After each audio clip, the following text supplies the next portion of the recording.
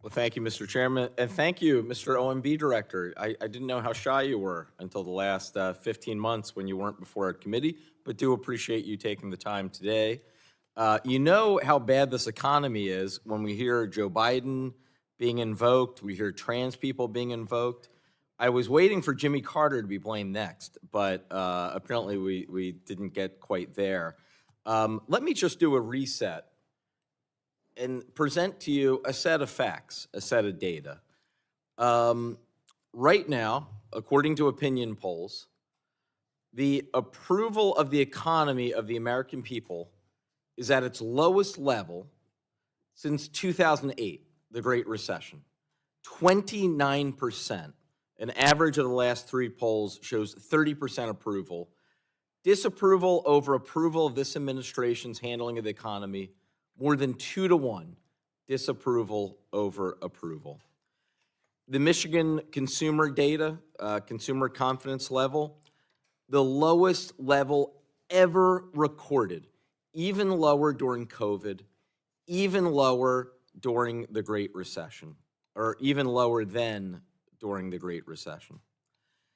If you look at the job creation over the last 15 months, there's one thing missing, and that's job creation. We have been in a jobless economy over the last 15 months. Inflation, which actually, even though there's no question, we had an inflation crisis, not just in the United States, but all throughout the world after the COVID pandemic in 2022, after the pandemic had ended. Every single month in 2024, inflation dropped over the preceding month. What happened around April of last year?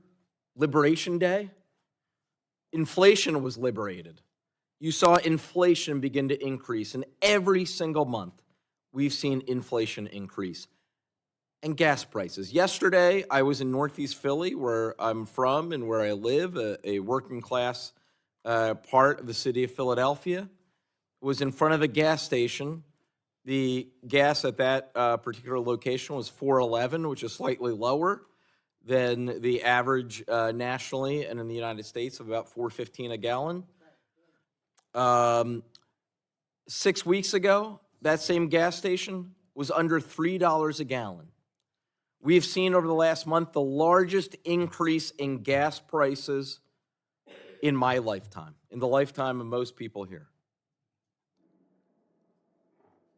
What's different about this economy, unlike the inflation crisis after the pandemic, unlike the Great Recession, unlike the recession of 2001, unlike the recession of 1992, the economic downturn that we're experiencing, no jobs, record inflation, gas prices through the roof, consumer confidence plummeting, all of this is directly related to the policies of the Trump administration that you carry out, Mr. Vought.